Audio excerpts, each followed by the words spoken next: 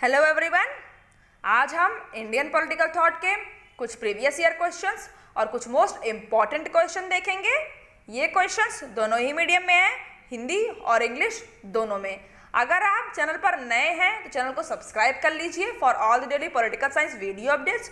और अगर आपको चैनल के टेलीग्राम ग्रुप जुड़ना है तो लिंक डिस्क्रिप्शन में दी हुई है, वहां जाकर आप चैनल से जुड़ सकते हैं। सारे क्वेश्चंस लास्ट तक आप ज़रूर अटेम्प्ट करिएगा और कमेंट में मेंशन करिएगा कि आपके कितने क्वेश्चंस के आंसर बिल्कुल सही हुए हैं। ये मेरे बारे में कुछ इन्फॉर्मेशन है। हम चलते हैं क्वेश्चंस की तरफ। देखिए, फर्स्ट क्वेश्चन है, who wrote the book Bankim Tilak Dayanand. Bankim Tilak Dayanand पुस्तक किसने लिखी है? A Ram Manohar Lohia, B V D Savarkar, C JP Narayan, D Shri Aurobindo Ghosh. किसकी पुस्तक है बताइए। वीडियो को पॉज क्या करिए और अपने आंसर्स आप लिखा करिए, जिससे कि लास्ट में आप देख सकें कि आपने कितने क्वेश्चंस के आंसर बिल्कुल सही किए हैं। और इसके पहले देखिए, मैंने Indian thinkers and their books का वीडियो अलग बनाया है। अगर आपने नहीं देखा है, चैनल की प्लेलिस्ट में जाइए, आपको वीडियो मिल जाएगा। आप उस वीडियो को कंप्लीट देखिए। उस एक वीडियो में आपको जितने भी इंडियन थिंकर आपके सिलेबस में हैं और उनकी इंपॉर्टेंट बुक है आपको मिल जाएगी। देखिए, इसका करेक्ट आंसर है ऑप्शन डी, श्री अरविंदो घोष जी की बुक है बंकिम तिलक और दयानंद। एक तरह से ये किताब ऐसे के फॉर्म में लिखी गई है, जिसमें कि 3 ग्रेट पर्सनालिटीज़ को डिस्क्राइब किया है इन्होंने। एक बंकिम जी जो लिटरेरी फील्ड में आगे थे, और तिलक जी जो कि पॉलिटिकल आगे थे पॉलिटिकली, और दयानंद जी जो कि रिलीजियस फील्ड में काफ़ी आगे थे। इस तरह लिटरेरी भी हो गया और पॉलिटिकल भी हो गया और रिलीजियस भी हो गया। इन 3 पर्सनालिटीज़ के ऊपर श्री अरविंदो घोष जी ने ये पुस्तक लिखी है। सेकेंड क्वेश्चन है, which of the following was an empire communist journal of M N Roy. M N Roy का निम्नलिखित में से कौन सा साम्राज्यवादी कम्युनिस्ट जर्नल था? A Kisan Sabha, B renaissance, C romanticism and revolution, D Vanguard. इसका सही आंसर क्या होगा? जर्नल वगैरह देखिए एग्जाम में मैथ द फॉलोइंग के फॉर्म में आ जाते हैं, या ऐसे डायरेक्ट भी आते हैं, जहाँ पर आपको 2, 3, 4 दिए रहते हैं और आपको बताना होता है कि कौन सा जर्नल एम एन रॉय जी का है, कौन सा किसी का भी आ सकता है एग्जाम में, जितने भी आपके सिलेबस में थिंकर हैं। देखिए, इसका करेक्ट आंसर है ऑप्शन डी, वैनगार्ड है communist journal M N Roy ji ने स्टार्ट किया था, और ये 1922 में स्टार्ट किया था, जिससे कि एक कम्युनिस्ट आइडियोलॉजी वो अपनी स्प्रेड कर सकें। इसका एम यही था। थर्ड क्वेश्चन है, what was the name of doctor B R Ambedkar's research topic. Doctor B R Ambedkar के शोध प्रबंध का नाम क्या था? A the problem of untouchable, छुआछूत की समस्या, बी द प्रॉब्लम ऑफ जातिवाद, जातिवाद की समस्या, see the problem of economics, अर्थशास्त्र की समस्या, डी द प्रॉब्लम ऑफ रुपए की समस्या।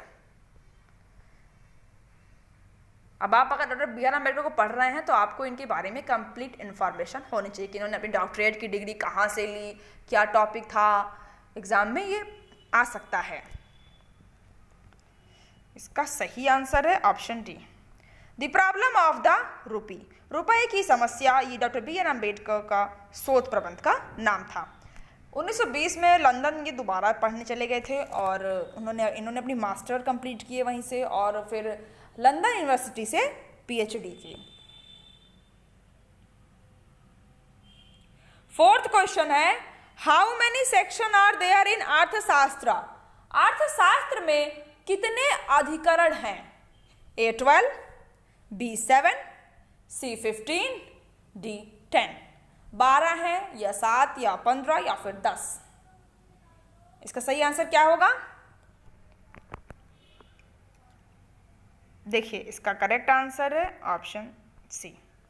अर्थशास्त्र में 15 अधिकरण हैं, 15 सेक्शन में अर्थशास्त्र डिवाइड है, और जिसमें कि किंग की लाइफ को डिस्क्राइब किया गया है, किसी में एडमिनिस्ट्रेशन को डिस्क्राइब है, किसी में जुडिशियल सिस्टम का डिस्क्रिप्शन दिया हुआ है, और किसी में स्टेट की बाधाएं जो आती हैं वो डिस्क्राइब हैं, और कैसे सत्य पर विजय प्राप्त की जाए। ऐसे टोटल 15 सेक्शन में अर्थशास्त्र डिवाइड है। फिफ्थ क्वेश्चन है, how many types of courts has Kautilya mentioned in his अर्थशास्त्र। कौटिल्य ने अपने अर्थशास्त्र में कितने प्रकार के न्यायालयों का उल्लेख किया है? A2, B1, C4, D3। 2 तरह के न्यायालय हैं, या फिर 1 या 4 या 3। ये क्वेश्चन प्रीवियसली एग्जाम में आया हुआ है, जहां पर इनके कोर्ट्स का नाम दिया हुआ था, स्टेटमेंट के फॉर्म में वो क्वेश्चन था। हर एक क्वेश्चन देखिए आपके लिए इंपॉर्टेंट है, आप लास्ट तक सारे क्वेश्चन जरूर लगाया करिए। अगर आपने इसके पहले के इंडियन पॉलिटिकल थॉट के वीडियोस नहीं लगाए हैं, नहीं देखे हैं, आप जरूर चैनल की प्लेलिस्ट में जाइए, इंडियन पॉलिटिकल थॉट खोलिए और सारे क्वेश्चंस लगाइए। देखिए इसका सही आंसर है ऑप्शन ए। कौटिल्य ने अपनी किताब अर्थशास्त्र में 2 टाइप्स के कोर्ट्स को बताया है। कौन कौन से हैं 2 प्रकार? एक है धर्मस्थलीय और दूसरा है कंठ शोधन। धर्मस्थलीय को आप सिविल कोर्ट की तरह समझ सकते हैं और कंठ शोधन को क्रिमिनल कोर्ट की तरह। जैसे कि सिविल कोर्ट में सिटीजन्स के पारस्परिक विवादों का निर्णय लिया जाता था, धर्मस्थलीय में जैसे कि कोई लोन का मैटर है, कोई लेबर रिलेटेड मैटर है, वो धर्मस्थलीय कोर्ट देखती थी। और दूसरा है कंठ शोधन, जो कि क्रिमिनल कोर्ट की तरह है, जिसमें कि राजा व राज्य के विरुद्ध किए जाने वाले क्राइम्स पर डिसीजन लिया जाता था। देखते हैं नेक्स्ट क्वेश्चन क्या है। 6th क्वेश्चन है, when did Swami Vivekananda return home from America. Swami Vivekananda America से स्वदेश कब लौट आए? A 1893 में, B 1898 में, C 1895 में, D 1897 में। ये क्वेश्चन देखिए यहाँ पर क्यों है, क्योंकि देखिए एग्जाम में आया था, प्रीवियसली पूछा गया है कि विवेकानंद जी जो है अमेरिका कब गए थे, शिकागो में उनका लेक्चर क्या था, टॉपिक क्या था, उन्होंने संबोधन की शुरुआत कैसे की, क्या लाइनें थी उनकी। तो वो क्वेश्चन तो आ चुका। अब नेक्स्ट किस तरह का क्वेश्चन बन सकता है, अब आप ये देखिए। अब इसका सही आंसर क्या होगा? देखिए इसका करेक्ट आंसर है ऑप्शन सी। 1895 में स्वामी विवेकानंद अमेरिका से स्वदेश लौटे थे। गए कब थे? 1893 में शिकागो गए थे ये, और जब ये 1895 में यहाँ आए उसके बाद 1897 में इन्होंने कलकत्ता में रामकृष्ण मिशन को स्थापित किया था। 7th क्वेश्चन है, who was of the opinion that the adoption of a foreign sect would put the national sentiment which they wanted to nurture in jeopardy। किसका विचार था कि किसी विदेशी पंथ को अंगीकार कर लेने से राष्ट्रीय भावना जिसका वे पोषण करना चाहते थे संकट में पड़ जाएगी? ए स्वामी विवेकानंद का, बी रामकृष्ण का, स्वामी दयानंद का, या गौतम बुद्ध जी का? इसका सही आंसर क्या होगा? ओपिनियन देखिए एग्जाम में बहुत आते हैं और इंडियन थिंकर से तो स्पेशली आते हैं। ये ओपिनियन है स्वामी दयानंद का। स्वामी दयानंद देखिए हिंदू रिलीजन को काफ़ी ज़्यादा फैलाने आते थे, और इसीलिए देखिए क्योंकि उस समय क्या है कि क्रिश्चियनिटी का काफ़ी ज़्यादा प्रसार हो रहा था और हिंदू कल्चर एक तरह से गायब हो रहा था। इसी वजह से स्वामी दयानंद ने ये स्टेटमेंट दी है। देखते हैं नेक्स्ट क्वेश्चन क्या है। 8th क्वेश्चन है, to whom did Kautilya attach special importance to Saptang theory. Kautilya ने अपने साप्तांग सिद्धांत में विशेष महत्व किसे दिया? ए फोर्ट को, बी मिनिस्टर्स को, सी ट्रेजरी को, या डी किंग को? किला, मंत्रियों, खजाना, या फिर राजा? किसको अपने साप्तांग सिद्धांत आपने पढ़ा है, और इस पर मैंने प्रीवियस क्वेश्चंस भी कराए हैं। अगर आपने नहीं भी पढ़ा है और आप सिर्फ क्वेश्चन लगा रहे हैं तो आपको पर्टिकुलर जो टॉपिक क्वेश्चन में आता है वो बिल्कुल क्लियर कर जाता है। तो साप्तांग थ्योरी मैंने बताया था कि 7 क्या क्या चीज़ें कौटिल्य ने मेंशन की थी उसमें। अब आपको बताना है कि कौटिल्य ने सबसे ज़्यादा इंपॉर्टेंस उस साप्तांग थ्योरी में किस एक एलिमेंट को दी थी। इसका सही आंसर क्या होगा? देखिए इसका करेक्ट आंसर है ऑप्शन डी। कौटिल्य ने साप्तांग सिद्धांत में किंग को, राजा को इम्पोर्टेंस दी थी, क्योंकि ये मानते थे कि पूरे शासन की जो आधारशिला है वो किंग ही है। और इन्होंने अपने अर्थशास्त्र में, कौटिल्य ने लिखा भी है कि राजा और राज्य सिर्फ दो प्रकृति हैं। देखते हैं नेक्स्ट क्वेश्चन क्या है। 9th क्वेश्चन है, what was the time period of Dayanand Saraswati? Dayanand Saraswati की समय अवधि क्या थी? ए 1821 से 1880, या फिर बी 1820 से 1882, या सी 1824 से 1883, या 1823 से 1884। सही आंसर क्या होगा? अब आपसे क्वेश्चन में अलग अलग पूछ रहा है कि इनकी बॉन्ड कब हुए थे ये और इनकी डेथ कब हुई थी, तो वो अलग अलग है। अब यहाँ पर आपको सिंपली टाइम पे बताना है, तो बर्थ और डेथ दोनों शामिल हैं। देखिए इसका करेक्ट आंसर है ऑप्शन सी, 1824 से 1883, 1824 से 1883 तक दयानंद सरस्वती का टाइम पीरियड था, और इनका जो मूल नाम था वो था मूल शंकर।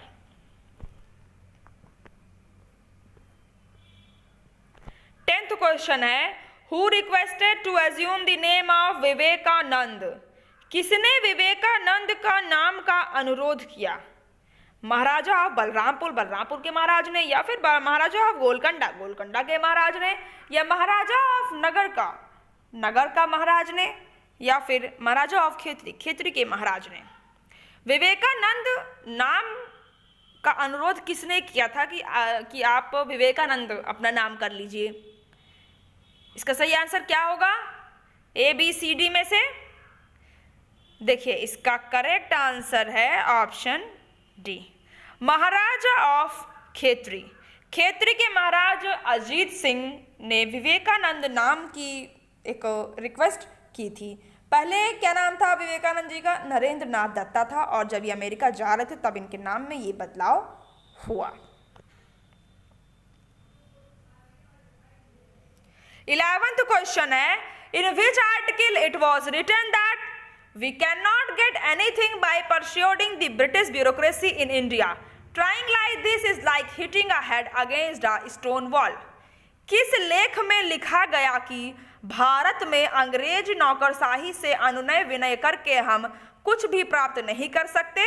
ऐसा प्रयास करना तो एक पत्थर की दीवार से सिर टकराने के समान है। ये युगांतर में लिखा था, या सोम प्रकाश में, या बंग दर्शन में, या केसरी में? किसकी लाइन है ये बताइए।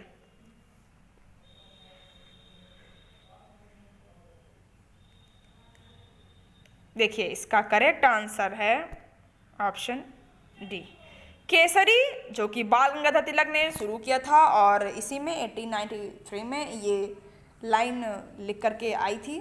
और इसके देखिए 2 साल बाद ही तिलक जी बॉम्बे लेजिस्लेटिव असेंबली में चुने भी गए सदस्य के तौर पर, और वहाँ पर भी उन्होंने गवर्नमेंट को क्रिटिसाइज करने का ही काम किया। देखते हैं नेक्स्ट क्वेश्चन क्या है। 12th क्वेश्चन है, Gandhi ji the story of my experiments with truth was originally written in Gujarati, who translated it into English?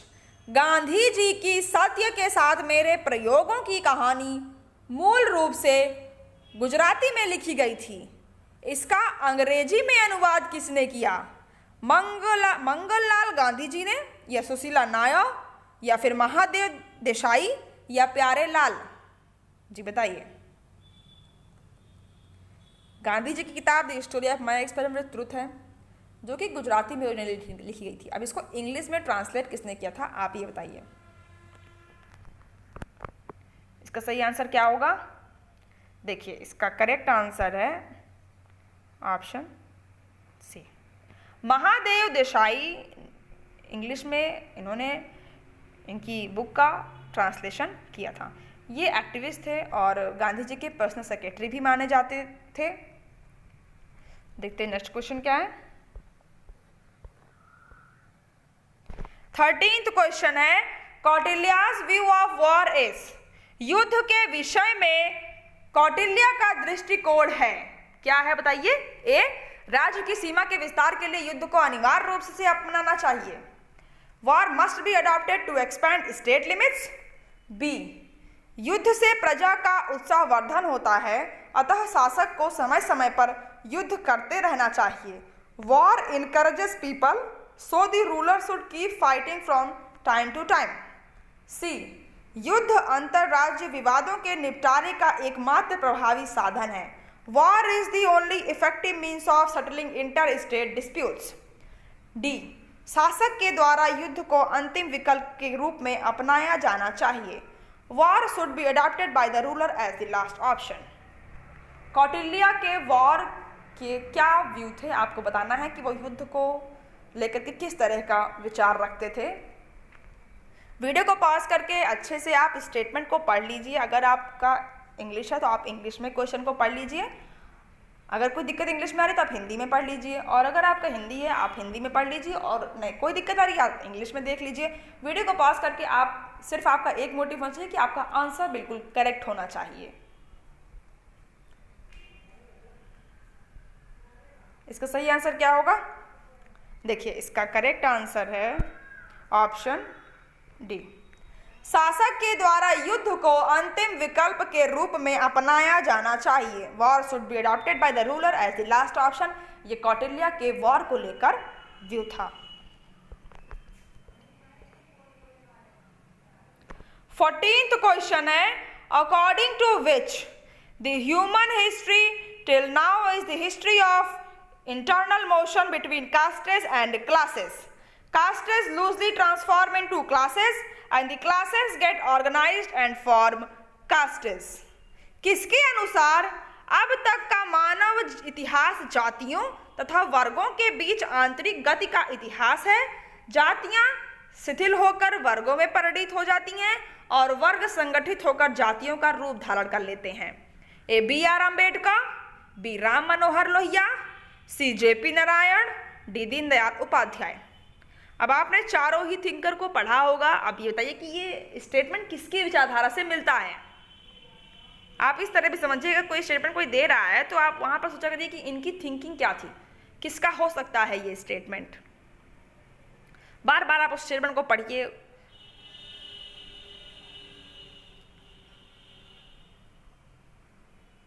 देखिए, इसका करेक्ट आंसर है ऑप्शन बी। राम मनोहर लोहिया जी का ये स्टेटमेंट है और इन्होंने अपनी बुक में व्हील ऑफ हिस्ट्री इतिहास चक्र में लिखा है कि हिस्ट्री में कास्ट और क्लास का स्ट्रगल हमें देखने को मिलता है, कि इतिहास में हमें जाति और वर्ग को लेकर के दोनों में एक तरह का संघर्ष हम देख सकते हैं। तो ये स्टेटमेंट हो गया राम मनोहर लोहिया का। 15th क्वेश्चन है, निम्नलिखित में से कौन सा एमएन रॉय के नव मानववाद का लक्षण नहीं है? Which of the following is not a symptom of MN Roy's new humanism? A, राष्ट्रीय हितों के प्रति व्यक्ति का नैतिक समर्पण, individuals moral dedication to national interest, या बी, मानवीय विवेक में आस्था, faith in human conscience, C, मानव का स्वतंत्रता के प्रति उत्कृष्ट आग्रह, humans outstanding urge for freedom, D, विश्व बंधुत्व की भावना, sense of global brotherhood. New humanism MN Roy का बहुत फेमस व्यू है कि इन्होंने नवमानववाद को लेकर क्या कहा है। अब अगर आपने पढ़ा होगा इनका न्यू ह्यूमनिज्म, तब आप इस क्वेश्चन का आंसर सही कर सकते हैं। चारों ऑप्शन को पढ़ लीजिए आप अच्छे से।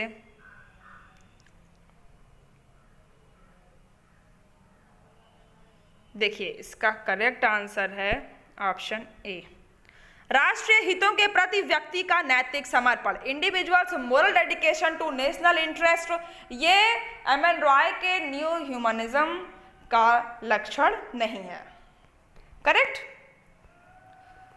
देखिए, आज क्वेश्चंस इतने ही थे। अगर आपको क्वेश्चन सीरीज अच्छी लग रही है तो आप लाइक करिएगा और कमेंट करिए कि आपके कितने क्वेश्चंस के आंसर बिल्कुल सही हुए हैं, और अगर आपको कहीं पर कोई डाउट है तो आप उसे भी कमेंट मेंशन कराइए कि आपको कहाँ पर क्या डाउट है। और इस वीडियो को अपने उन सारे फ्रेंड्स को शेयर करिए जो सीनियर पॉलिटिकल साइंस की तैयारी कर रहे हैं।